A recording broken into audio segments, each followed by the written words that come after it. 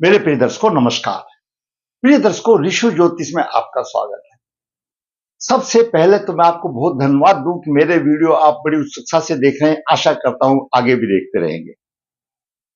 दर्शकों, जैसा कि आपको मालूम है, मैं आपके द्वारा दी हुई कुंडली में जो आपको प्रॉब्लम आ रही है उससे संबंधित वीडियो बनाता हूं, ताकि आपका भी मार्गदर्शन हो सके।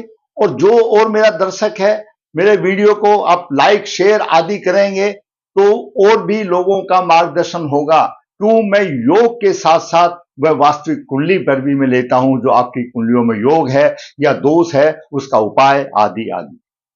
जरूरत रहेगी आपको मेरे चैनल पर जुड़े रहने की। जो भी दर्शक कमेंट्स बॉक्स में लिखेगा मैं उसका वीडियो अवश्य बताऊंगा। जो नहीं लिखना चाहता, मुझे व्हाट्सएप करके बता देता है तो मैं उसका भी बना देता हूं, कोई बात नहीं। कुछ ऐसे दर्शक हैं जिनको नहीं लिखना आता कमेंट्स बॉक्स में, बाकी लिखना तो आसान है। मैं कहता हूं आप कमेंट्स बॉक्स में जरूर लिखिए। अगर मेरे से गलत भी कोई प्रभाव हो जाता है तो वो भी आपका लिखा हुआ मेरे ज्ञान की वृद्धि करेगा।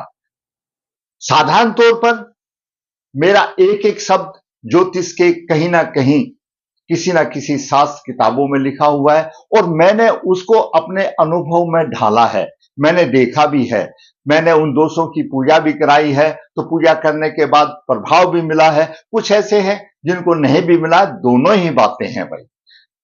मैं हमेशा बताता हूं कि ये जो कुंडली है, इसमें जो भी ग्रह की स्थिति बनती है आपके जन्म के समय पर, वो पूर्ण रूप से आपके कर्मों के आधार पर बनती है और ज्योतिष में अशुभ योगों का उपाय है। आज एक कुंडली पे विश्लेषण करेंगे। उसने हमारी वीडियो देखी होगी तो सोचा मैं जानकार करूं कि आखिर मेरी कुंडली में क्या ऐसा दोष था जो मेरे शुभ योग होते हुए भी, विशिष्ट योग होते हुए भी, महापुरुष योग होते हुए भी फिर भी मेरे मन में अशांति नहीं, मेरे जो जीवन है वो स्टेबल नहीं हो पाया। क्या कारण रहा? मैंने विचार विमर्श कई ज्योतिषों से लिया, लेकिन जैसा जैसे उन्होंने कहा मैंने किया भी, लेकिन मुझे कहीं से भी कुछ फर्क नहीं अंदाजा दिया।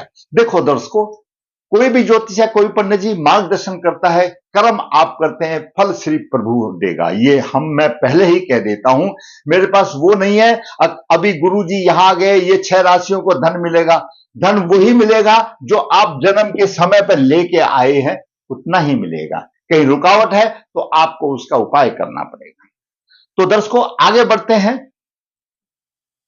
सत्यवादी, नेत्र करने की क्षमता, अच्छा पत्नी सुख, फिर भी मानसिक अशांति, लगन में शुक्र का क्या प्रभाव होगा। आज मैं आपको लगन में शुक्र का क्या प्रभाव होगा मैं 12 लगनों का बताता हूं। मैं पहले भी बताया होगा, फिर भी उसने आपकी, जिसने देखा है पुनरावृत्ति हो जाएगी, जिसने नहीं देखा है देख लेगा।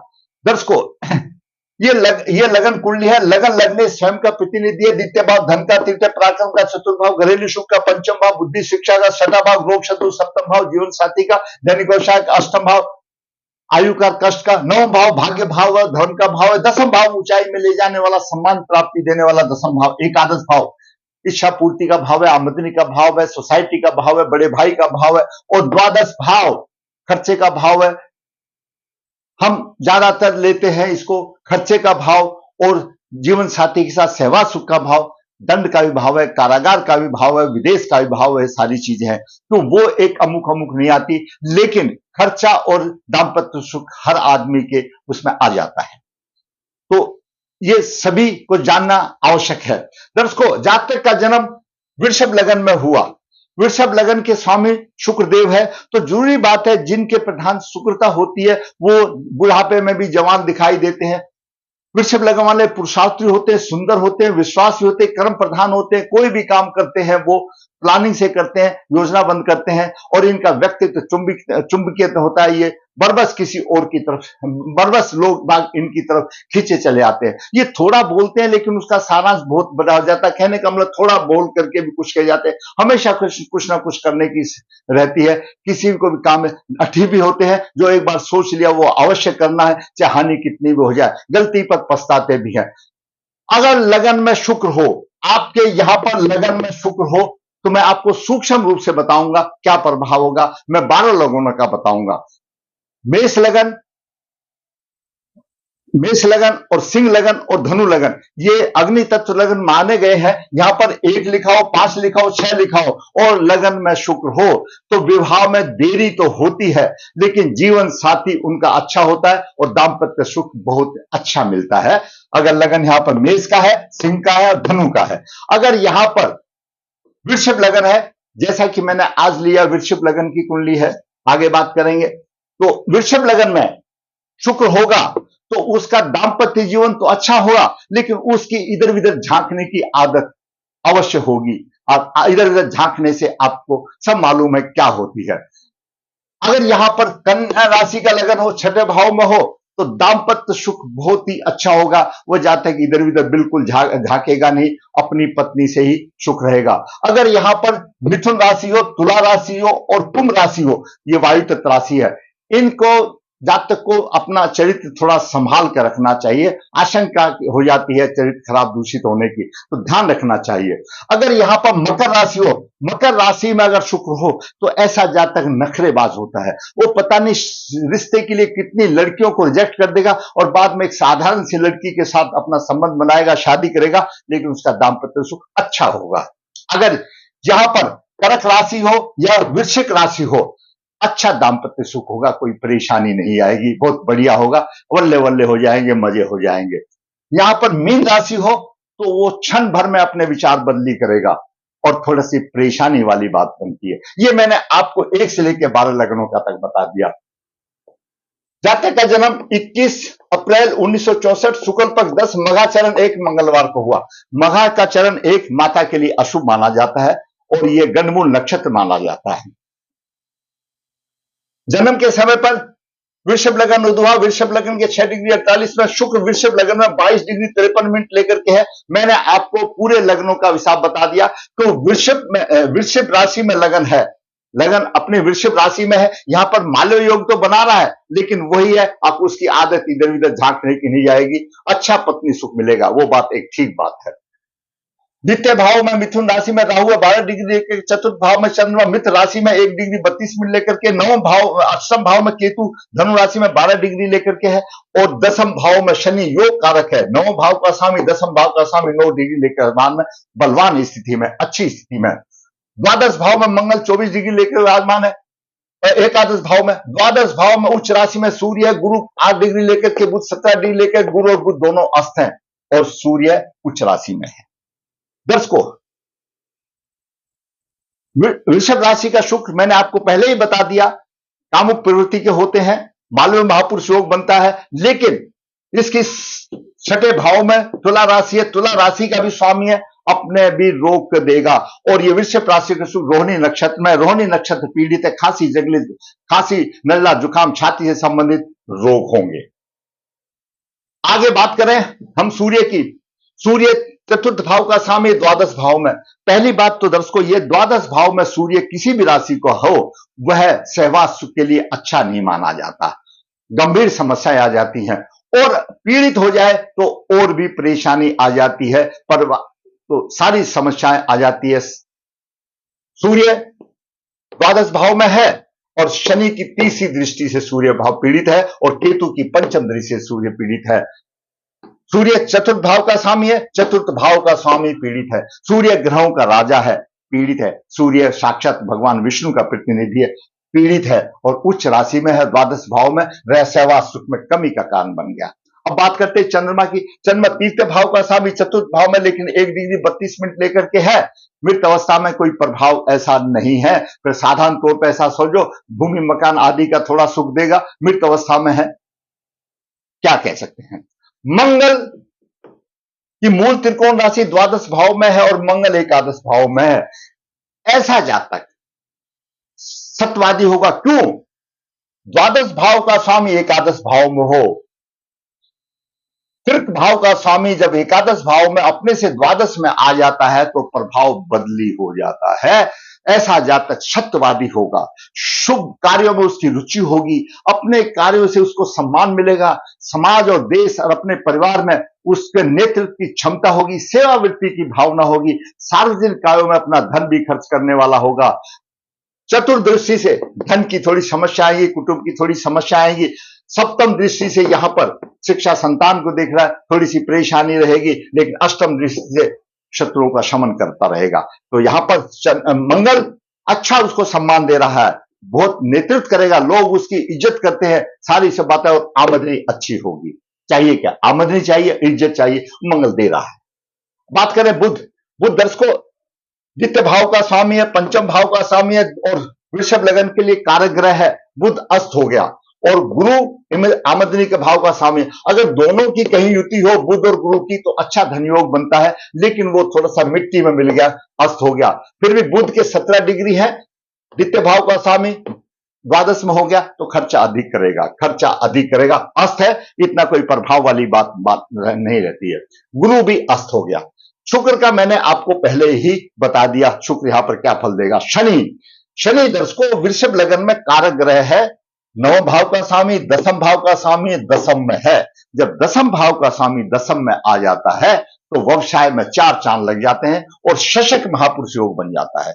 2 दशक हो गए, शुक्र ने मालवीय योग बनाया, शनि ने शशक योग बनाया। इसके साथ साथ कंडीशन ये भी आती है, ये कौन से नक्षत्र में? शनि आद्रा नक्षत्र में और उसके स्वामी राहु भी अच्छी स्थिति में है, तो शशक योग का फल उसको मिल रहा है। वो एक अलग बात है, अगर उस पर कोई शुभ ग्रह की दृष्टि नहीं हो तो कहीं चरित्र कमजोर हो सकता है, कई विद्वानों का मत है, वो कोई बात नहीं, अलग है। लेकिन यहां पर व्यवसाय में अच्छा लाभ होगा, पिता की प्रतिष्ठा में पिता से होगा, धर्म कर्म का पालन करने वाला होगा। और कीर्ति दृष्टि से सूर्य को पीड़ित कर रहा है, यहां पर एक बड़ बात आ गई, सूर्य और सप्तम दृष्टि से चतुर्थ भाव को देख रहा है, यहां पर आ गई तो उसमें कोई समझौता वाली बात नहीं करेगा, थोड़ा बहुत देगा लेकिन पीड़ित तो देगा। लेकिन अष्टम दसम दृष्टि से यहां पर देख रहा है, भाग्येश और दशमेश है, कुंडली का हेल्प करने वाला है, यहां पर अच्छा पत्नी सुख देगा, अच्छा पत्नी सुख देगा, यहां पर त्रुटिपूर्ण प्रभाव देगा घरेलू सुखों में, लेकिन पत्नी के सुख में अच्छा पत्नी सुख देगा। ये शनि का प्रभाव रहा, योग कारक है शनि। शनि सफल व्यवसाय बनाता है, सफलता उसकी कदमों को चूमती है और परिश्रम द्वारा महान बनता है शनि। शनि के यहां होने से कोई किसी चीज की दिक्कत नहीं आती। एक और खास बात मैं यही बता देता हूं कि शनि हो गया, उसके बाद राहु केतु हो गया। दर्शकों, कोई भी चाहे हंस महापुरुष योग होने दो या शशक योग होने दो या मालव योग होने दो, यानी पंच महापुरुष योग कितने भी होने दो, या चाहे और राजयोग आपकी कुंडली में कितने भी बनते हो, एक चीज हमेशा ध्यान रखना कि अगर सूर्य और चंद्र, सूर्य चंद्रमा उनका स्थिति अच्छी नहीं है तो वो जितने भी राजयोग है रोग हैं वो विफल हो जाते हैं, राजयोग नहीं मिलते। राजाओं जैसा उसको किसी किस्म की कमी तो नहीं रहती, लेकिन राजयोग वो भंग हो जाते हैं। तो सूर्य चंद्रमा अच्छे होने चाहिए। तो यहां पर चंद्रमा मृत अवस्था में चला गया, सूर्य पीड़ित हो गया और सूर्य चतुर्थ भाव का स्वामी है, तो राजयोग बेशक उसकी कुंडली में शशक योग है और शशक योग है, मालव योग है, वो उसकी राह आसान करेंगे, किसी चीज की कमी नहीं होगी, लेकिन राजयोग शिथिल हो जाता है, राजयोग भंग हो जाता है, उस तरह से नहीं पहुंच पाए, जबकि उच्च का सूर्य पीड़ित हो गया। अब बात करते हैं राहु की। राहु मिथुन राशि में द्वितीय भाव में है, इसके लिए तो राहु और केतु भी अच्छे फलदायक बने, धन की वृद्धि करेगा, कुटुंब और धन की सबकी वृद्धि होगा। कुछ थोड़ा बहुत संघर्ष कर सकता है। पंचम दृष्टि से शत्रु के भाव को देख रहा, शत्रु का रमन दूर करेगा। सप्तम दृष्टि से आमदनी के भाव देखा, जीवन में कष्ट देगा। और नवम दृष्टि से यहां पर शनि को पीड़ित कर रहा है, थोड़ा सा व्यवसाय में परेशानी देगा, लेकिन धन की कोई कमी नहीं होगी, परिवार को उसका अच्छा होगा। क्यों? मिथुन का राहु है। अब यहां पर केतु धनु राशि में हो गया। जब केतु धनु में होता है तो मिथुन का राहु होता है, तो दोनों शुभ फलदायक हो जाते हैं, दोनों अच्छी देते हैं। आयु अच्छी होगी, नहीं तो राहु तो कम कर रहा है, लेकिन केतु अच्छी होगी। कठिन परिश्रम तो करना पड़ेगा, लेकिन अत्यंत साहसी होगा और धैर्यवान होगा। पंचम दृष्टि से सूर्य को पीड़ित कर रहा है, यहां भी कर रहा है। बाहरी स्थानों से लाभ तो मिलेगा, लेकिन सूर्य को पीड़ित जरूर कर रहा है, सूर्य पीड़ित हो रहा है। और नवम दृष्टि से यहां पर चतुर्थ भाव में आ रहा है, चतुर्थ भाव भी पीड़ित हो गया। चतुर्थ भाव भी पीड़ित हो गया। ये समस्या वाली बात आ गई, केतु ने भी पीड़ित कर दिया। राहु की महादशा चल रही है 30 से 13 से और 30 से 31 तक राहु आद्रा नक्षत्र में। अभी दर्शकों देखिए, लग्नेश लगन में मालव महापुरुष योग बना रहा, रोहिणी नक्षत्र में, रोहिणी नक्षत्र पीड़ित है, खांसी नजला जुकाम शायद ही देगा। क्यों? शुक्र छठे भाव का भी स्वामी है। कारक ग्रह शनि दसम भाव शशक महापुरुष योग बना रहा आद्रा नक्षत्र में, और आद्रा नक्षत्र का स्वामी राहु अच्छी स्थिति में है, उसको भी पूरा फल उसको मिल रहा है। लेकिन सूर्य पीड़ित हो गया, चतुर्थ भाव पीड़ित हो गया, चंद्रमा मृत अवस्था में आ गया। अब अशांति उसको क्यों हो रही है, उसका मानसिक बल क्यों कमजोर हो रहा है? मैंने आपको यहां पर रखा है मानसिक बल में 4 बिंदु आते हैं। कर्क राशि चंद्रमा चतुर्थ भाव और चतुर्थ भाव का स्वामी। एक कर्क राशि पर कोई अशुभ प्रभाव नहीं है, नहीं तो चंद्रमा भी मृत है, चतुर्थ भाव भी पीड़ित है और चतुर्थ भाव का स्वामी भी पीड़ित हो गया। तो 100 में से यहां पर मानसिक बल के लिए 100 में से सिर्फ उसको 25 ही पॉइंट ऐसा समझो मिलते हैं। तो मानसिक बल कैसे रहेगी? तो जीवन में उसका स्टेबल होगा ही नहीं। तो सूर्य पिट गया, ये शशक योग बना रहे, काम चला रहे, बस इतनी बात है। अगर यहां पर सूर्य भी ठीक कहीं होता तो अच्छी बात बन जाती। चंद्रमा भी मृत अवस्था में चला गया। दूसरा, राहु और केतु, राहु दूसरे भाव में, केतु अष्टम भाव में है। चंद्रमा के अंश कमजोर है, संपूर्ण कालसर्प योग माना जाएगा। संपूर्ण कालसर्प योग कुलिक नामक कालसर्प योग बनता है। इसके प्रभाव से धन को लेकर के उतार चढ़ाव आएंगे, आपे से होगा, परेशानी आएगी, पैसा पास नहीं टिकेगा, धन प्राप्ति में साधन परेशानी आएगी, कुटुंब में अनहोनी घटनाएं आएंगी, चिड़चिड़ापन रहेगा और अवनति की तरफ चल जाएगा, धन धीरे धीरे खत्म होता चला जाएगा। ये कालसर्प दोष का प्रभाव है। महापुरुष होने के बावजूद भी, मंगल अच्छे स्थान पर होने के बाद भी उसको राहत तो दे रहा है, लेकिन सूर्य चंद्रमा राहु के ये कालसर्प दोष से समस्याएं की दूर नहीं हुई। दर्शकों, ये स्थिति क्यों बनी? पूर्व जन्म के कर्मों के कारण बनी। सूर्य पीड़ित हो गया, चंद्रमा मजबूत नहीं रहा, पितृदोष हो गया। उन कर्मों के आधार पर जो आपकी ये जो कुंडली बनी है, उसका प्रायश्चित जब तक नहीं करोगे आपको कोई पूर्ण फल नहीं मिलेगा, उसका नहीं मिलेगा। तो पितृदोष निवारण करें। पितृदोष निवारण क्या? रोजाना उदय होते हुए सूर्य को अर्घ दे, सूर्य को रोजाना उदय होते हुए सूर्य को अर्घ दे, अवश्य आपको फल मिलेगा। सूर्य को बलवान रखना है, द्वादश भाव में है, रत्न धारण नहीं करना चाहिए, क्यों? लग्नेश का शत्रु है। और लग्नेश यहां पर बुध और गुरु अस्त हो गया, राहु और सूर्य के पाप करती योग में शुक्र भी आ गया, तो यह भी फल उसको पूरा नहीं मिल रहा, पाप करती योग मिल रहा है। इसी तरह से मंगल सूर्य शनि के बीच में आ गया, पाप करती योग में आ गया। ये सारे के सारे अच्छे फल को टांग खींचने वाली बात है। जितना उतना ही मिलेगा जो कर्म आपने किया। अशुभता लाकर भगवान ने खड़ी कर दी, उसके लिए इन दोषों का उपाय कर लो। उपाय करने के बाद सूर्य को जल दो, पितृदोष निवारण करो। मैं कहता हूं आपको सब चीज इतना भाग्यशाली है जहां तक कि एक पत्नी सुख तो अच्छा है, आराम से दाल रोटी मिल रही है, लेकिन मन में अशांति। जीवन स्टेबल कैसे होगा जब आपका मन ही खुश नहीं है? जब सूर्य आत्मा का कारक है, सूर्य पिता का कारक है, पीड़ित हो गया तो आत्मा दुखी होगी, मन दुखी होगा, आत्मा दुखी होगी, माता के लिए हानि का योग बन गया। चतुर्थ भाव, वो बोलते हैं घर में सुख है तो बाहर भी सुख है, यहां घर में भी सुख नहीं, बाहर में भी सुख नहीं, तो कहीं सुख दिखाई नहीं देता। यूं तो जीवन सब पार होता ही चला रहा है। 64 तक 36 और 24 60 साल की आयु हो गई।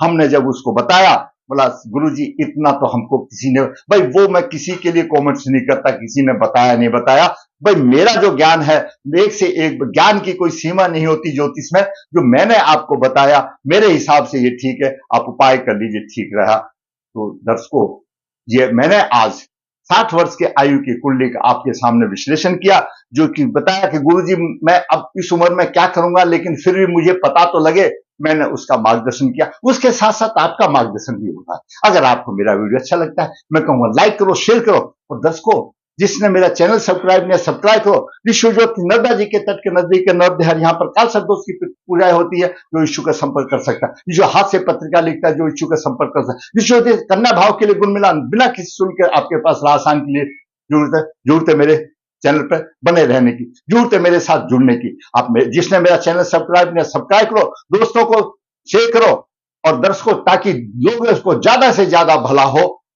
और मैं इसी प्रकार मेरा भी मनोबल ऊंचा हो और वास्तविक कुंडली का विश्लेषण करके आपका मार्गदर्शन करता रहूं। धन्यवाद।